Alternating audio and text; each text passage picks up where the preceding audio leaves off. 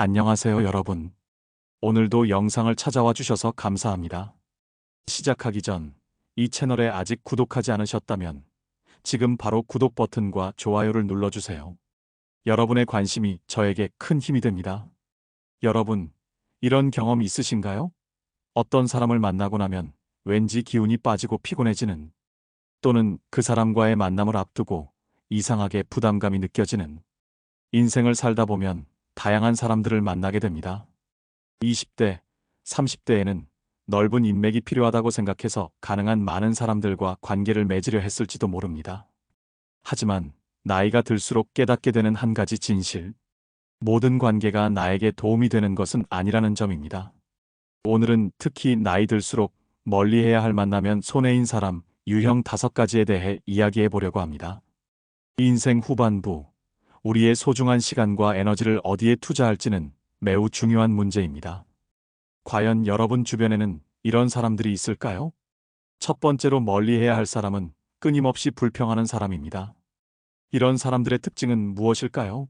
항상 세상이 불공평하다고 느끼고 자신의 불행한 상황에 대해 끊임없이 이야기하지만 정작 변화를 위한 어떤 행동도 취하지 않습니다. 매번 만날 때마다 같은 문제, 같은 불평을 반복하고 여러분의 조언은 듣지 않습니다. 김 선생님의 이야기를 들려드릴게요. 김 선생님은 60대 중반의 퇴직 교사입니다. 30년 넘게 아이들을 가르치다 은퇴한 후 그녀는 평화로운 노후를 즐기며 새로운 취미를 찾아 활동적인 생활을 이어가고 있었습니다. 그런데 그녀의 오랜 친구 박 씨와의 관계가 점점 부담으로 다가오기 시작했습니다. 박 씨는 매주 목요일 오후 카페에서 김 선생님과 만나는 것이 일상이 되었습니다. 처음에는 반가운 만남이었지만 시간이 지날수록 김 선생님은 목요일이 다가오면 묘한 긴장감을 느끼게 되었습니다. 또 어떤 불평을 들어야 할까 하는 생각 때문이었죠. 박 씨는 만날 때마다 한결같은 이야기를 반복했습니다. 내 아들은 일주일에 한 번도 전화를 안 해. 바쁘다는 핑계만 대고 나 죽었는지 살았는지도 모르는 것 같아. 요즘 무릎이 너무 아파.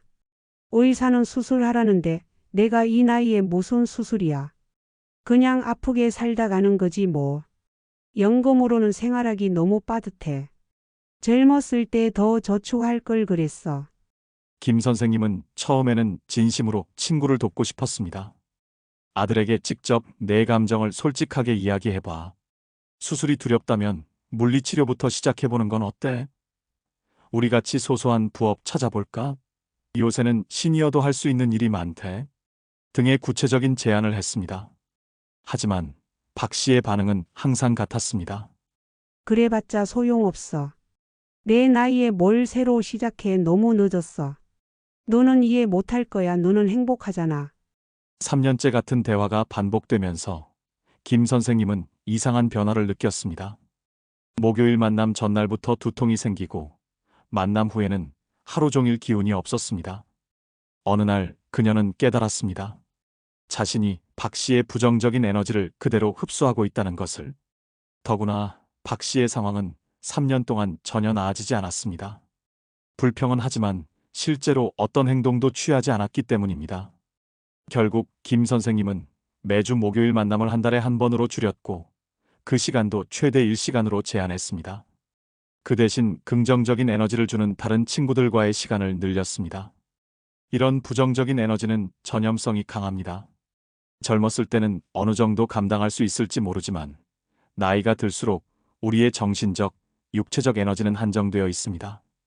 계속해서 불평만 하는 사람과 시간을 보내면 그 부정적인 에너지가 여러분에게도 옮겨올 수 있습니다. 특히 인생 후반기에는 긍정적인 마인드와 환경이 건강과 행복에 직접적인 영향을 미친다는 연구 결과도 있습니다. 두 번째로 주의해야 할 사람은 돈을 빌리고 갚지 않는 사람입니다. 나이가 들수록 경제적 안정은 더욱 중요해집니다. 노후 자금은 우리의 삶의 질을 결정하는 중요한 요소입니다. 그런데 주변에 항상 급한 사정이 있다며 돈을 빌려달라고 하는 사람, 또는 빌린 돈을 갚을 생각은 하지 않고 오히려 당연하게 여기는 사람이 있다면 경계해야 합니다. 이 씨의 사연을 들어보겠습니다.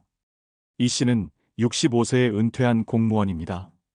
30년 넘게 성실하게 일하며 모은 노후 자금으로 소박하지만 안정적인 생활을 유지하고 있었습니다. 그는 아내와 함께 작은 텃밭을 가꾸고 손주들이 방문할 때면 용돈을 챙겨주는 것이 소소한 행복이었습니다. 3년 전 그의 옆집에 최 씨 가족이 이사 왔습니다. 50대 중반의 최 씨는 친화력이 좋고 이야기를 재미있게 하는 사람이었습니다. 두 사람은 금세 정원 가꾸기를 함께하는 이웃 사이가 되었고 가끔 막걸리 한 잔을 나누는 사이가 되었습니다. 그러던 어느 날 디데이처럼 첫 번째 돈 이야기가 나왔습니다. 최 씨의 어머니가 갑자기 병원에 입원하셨고 보험이 적용되지 않는 수술비가 필요하다는 것이었습니다. 다음 주에 월급이 들어오면 바로 갚을게요. 정말 급해서 그래요. 이 씨는 오랜 세월 공직에 몸담으며 검소하게 생활한 덕에 여유자금이 있었고 어려움에 처한 이웃을 돕는 것이 당연하다고 생각했습니다.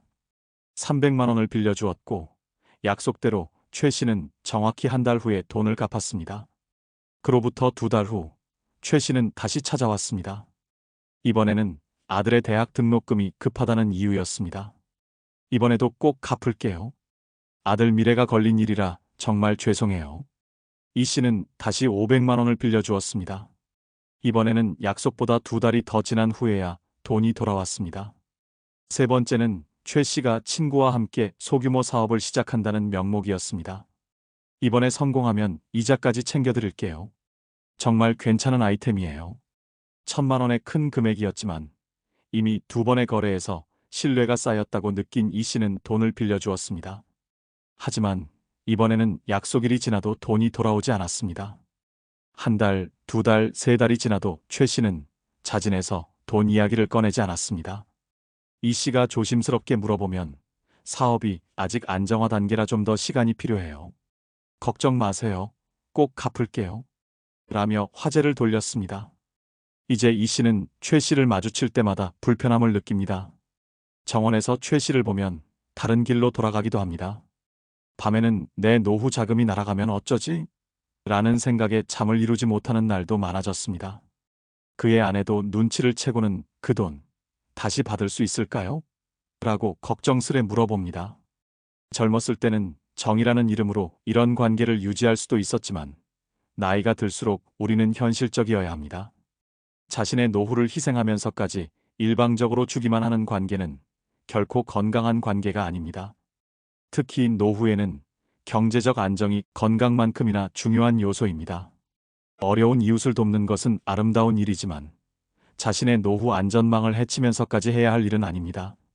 세 번째 유형은 남의 험담만 즐기는 사람입니다.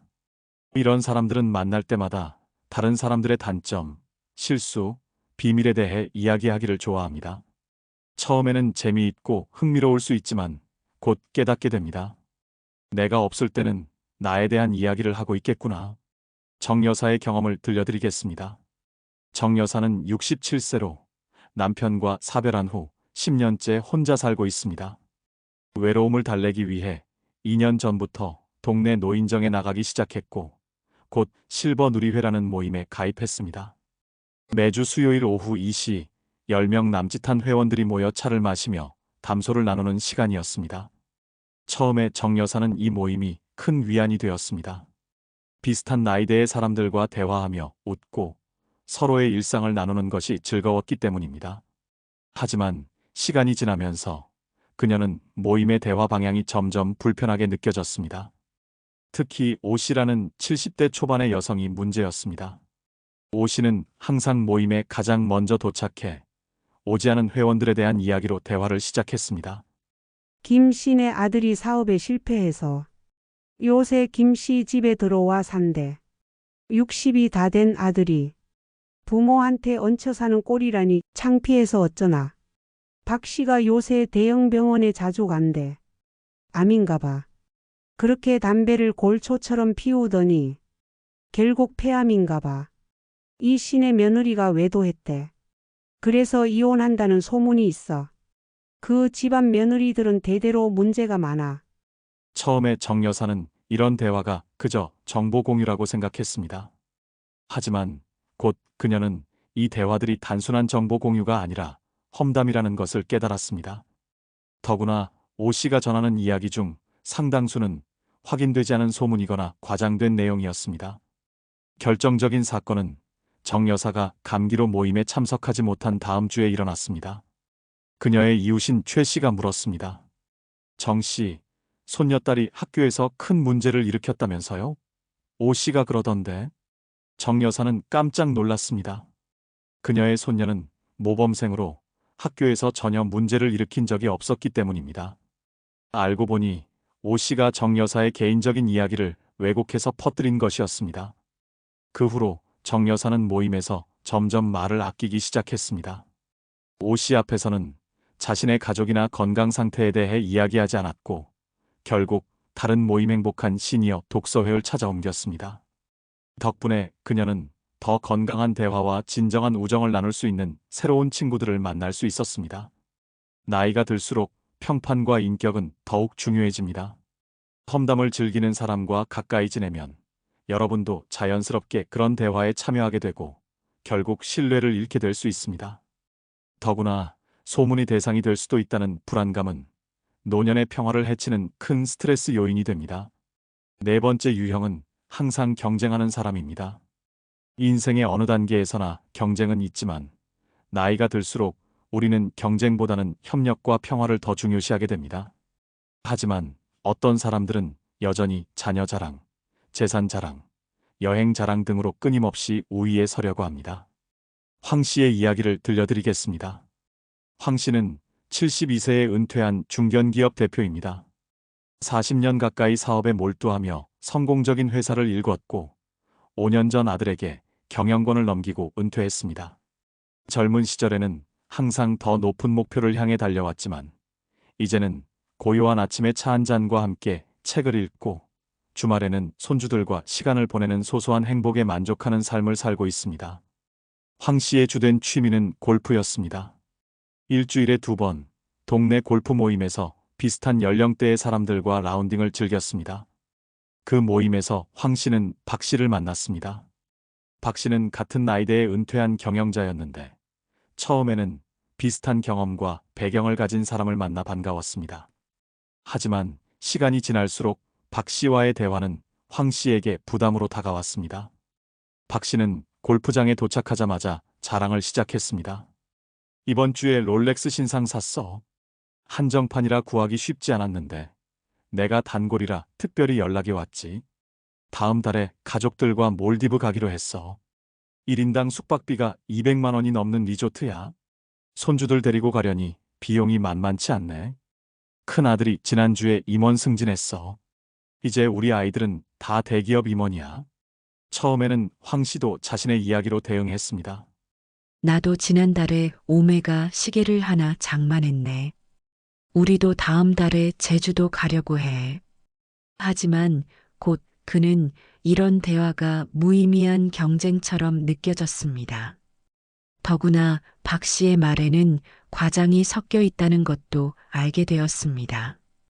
다른 회원으로부터 박 씨의 둘째 아들이 실제로는 중소기업에서 일하고 있다는 사실을 우연히 듣게 된 것이죠. 가장 피곤했던 순간은 라운딩 후 식사 자리였습니다.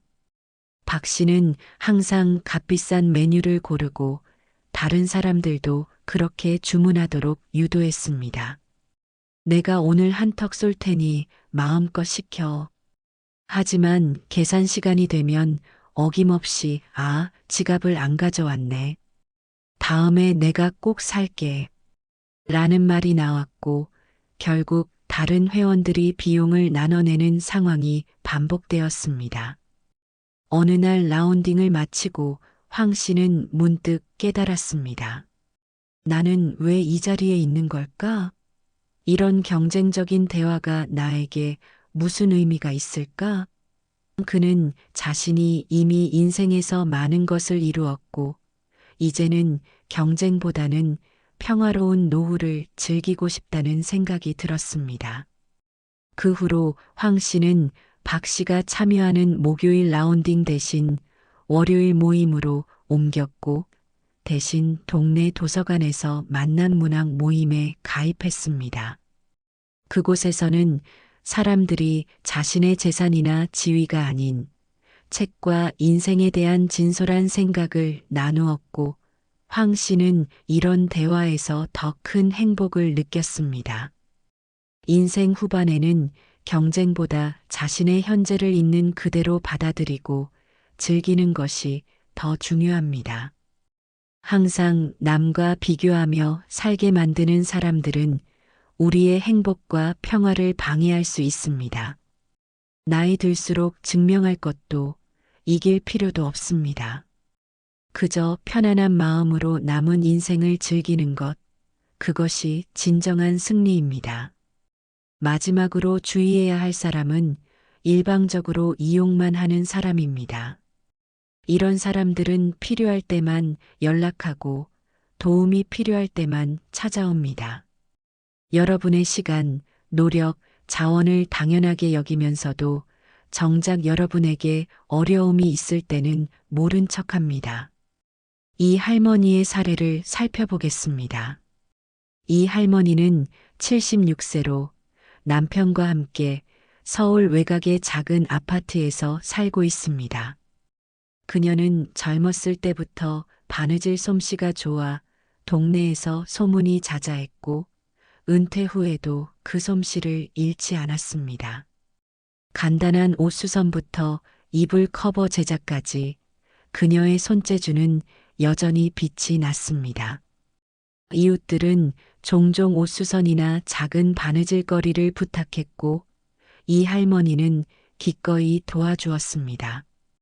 대부분의 이웃들은 감사의 표시로 계절 과일이나 직접 만든 반찬을 가져왔습니다. 그런 마음이 이 할머니에게는 큰 기쁨이었습니다. 하지만 작년에 이사 온 서 씨는 달랐습니다. 50대 중반의 서 씨는 처음에는 아주 친절했고 이 할머니에게 자주 찾아와 차를 마시며 이야기를 나누었습니다. 그러다 어느 날 서 씨는 고급 원단으로 만든 정장 바지의 단을 고쳐달라고 부탁했습니다. 제가 직접 하려니 자신이 없어서요. 선생님처럼 솜씨 좋은 분이 해주시면 얼마나 좋을까 싶어요. 이 할머니는 기쁜 마음으로 바지를 수선해 주었고 서 씨는 연신 고맙다며 돌아갔습니다. 그 후로 서 씨의 수선 부탁은 계속되었습니다. 블라우스의 단추를 바꿔달라, 치마 지퍼를 고쳐달라, 커튼을 줄여달라. 처음에는 간단한 수선이었지만 점점 요구사항은 복잡해졌고 빈도도 늘어났습니다. 문제는 서 씨가 단 한 번도 감사의 표시를 하지 않았다는 점입니다. 다른 이웃들이 작은 선물이나 음식을 가져올 때도 서 씨는 그저 감사합니다라는 말만 남기고 돌아갔습니다. 더구나 항상 급하다며 빨리 해달라고 재촉하는 경우가 많았습니다.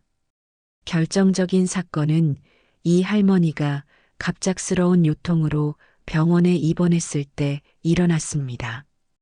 2주간의 입원 생활 동안 동네 이웃들은 번갈아 가며 병문안을 왔고 퇴원 후에는 집으로 반찬을 가져다 주기도 했습니다.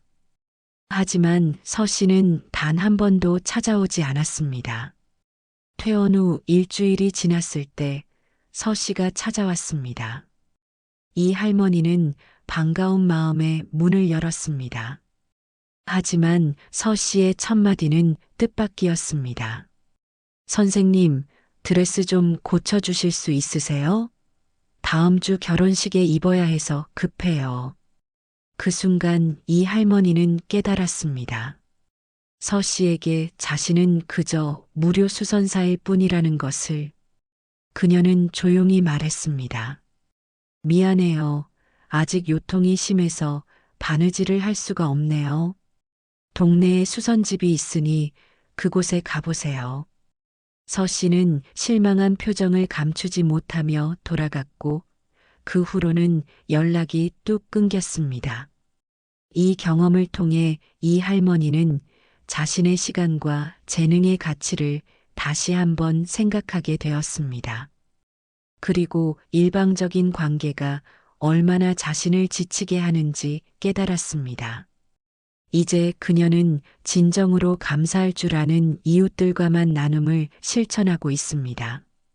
나이가 들수록 우리의 체력과 자원은 한정되어 있습니다. 모든 사람들을 도울 수는 없으며 일방적인 관계는 결국 우리를 지치게 만듭니다. 진정한 관계는 주고받는 것이 균형을 이루어야 합니다. 특히 노년기에는 우리의 에너지와 시간을 소중하게 여기고 그것을 누구와 나눌지 현명하게 선택해야 합니다. 자, 지금까지 나이 들수록 멀리해야 할 5가지 유형의 사람들에 대해 알아보았습니다. 그렇다면 이런 사람들을 어떻게 다루면 좋을까요? 첫째, 단호하게 경계를 설정하세요. 미안하지만 이번에는 도와줄 수 없어요. 나는 다른 사람의 사생활에 대해 이야기하는 것이 불편해요라고 분명히 말하는 것이 필요합니다. 젊은 시절에는 거절하는 것이 미안하고 어색했을지 모르지만 이제는 자신의 평화와 건강을 위해 필요한 일입니다. 둘째, 점진적으로 거리를 두세요. 갑자기 관계를 끊는 것보다 만남의 빈도를 줄이고 대화의 깊이를 조절하는 것이 좋습니다. 요즘 건강이 좋지 않아서 약속을 줄이고 있어요와 같은 완곡한 표현으로 시작해 보세요. 셋째, 새로운 관계에 투자하세요. 비슷한 가치관과 관심사를 가진 사람들을 찾아 새로운 관계를 맺는 것은 결코 늦지 않았습니다. 도서관, 문화센터, 동호회 등 긍정적인 에너지를 나눌 수 있는 곳에서 새로운 만남을 시작해 보세요. 넷째, 자신의 평화와 행복을 우선시하세요. 이것은 이기적인 것이 아니라 나이 들수록 더욱 중요해지는 자기 보호입니다. 여러분이 행복하고 평화로워야 다른 사람에게도 긍정적인 에너지를 줄 수 있습니다. 인생의 황금기에는 우리의 시간과 에너지가 가장 소중한 자산입니다.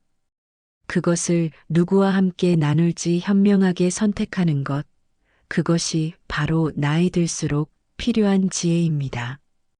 여러분 주변에는 어떤 사람들이 있나요? 오늘 이야기가 여러분의 인간관계를 돌아보는 계기가 되었기를 바랍니다. 더 건강하고 행복한 노후를 위해 지금 곁에 두어야 할 사람을 가려내는 지혜를 발휘해 보세요. 이 영상이 도움이 되셨다면 좋아요와 구독을 눌러주세요. 여러분의 응원이 저에게 정말 큰 힘이 됩니다. 다음 영상에서도 여러분의 인생에 도움이 되는 소중한 이야기로 찾아뵙겠습니다. 감사합니다.